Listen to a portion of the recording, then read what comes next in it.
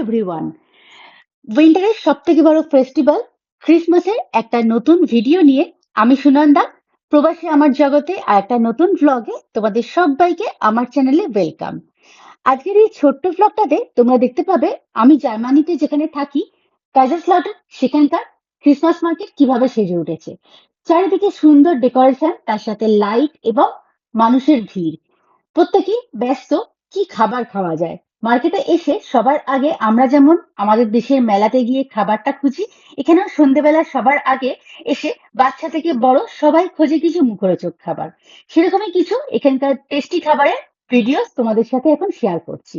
এটা হচ্ছে ক্রেপেস। খাবারটার প্রসেস তোমাদের সাথে আমি শেয়ার করলাম কিভাবে খাবারটা বানাচ্ছে। এবার দেখো মার্কেটটা ঘুরে কত সুন্দর সাজিয়েছে। সবকটা দোকান কিন্তু সুন্দর কাঠ দিয়ে সাজানো, কাঠের দোকান, আর তার উপর লাইট দিয়ে ডেকোরেট করা। দারুণ ভাবে সাজিয়েছে প্রত্যেকটা দোকান। কোনটা ছেড়ে আমি কোনটা দেখবো। এবার চলো অন্য একটা খাবারের দিকে যাই। এই খাবারটার নাম হচ্ছে চুরোস। এটা একটা মিষ্টি এবং খুব সুন্দর টেস্টি একটা খাবার, যেটা সাধারণত চিনির পাউডার দিয়ে খাওয়া হয়। কেউ কেউ এর সাথে ডিফারেন্ট ফ্লেভারও অ্যাড করতে পারো, যেমন আমরা এখানে ভ্যানিলা সস অ্যাড করলাম। তো চলো খেয়ে দেখা যাক কেমন। হেভি টেস্টি খেতে। এটা কিন্তু উইন্টারের সময় গরম গরম খেতে দারুণ লাগে। তোমরা অনেক খাবারের নামই জানছো আমার সাথে ক্রিসমাস মার্কেট ঘুরতে ঘুরতে। এর আগে আমি শেয়ার করেছি একটা ভিডিও।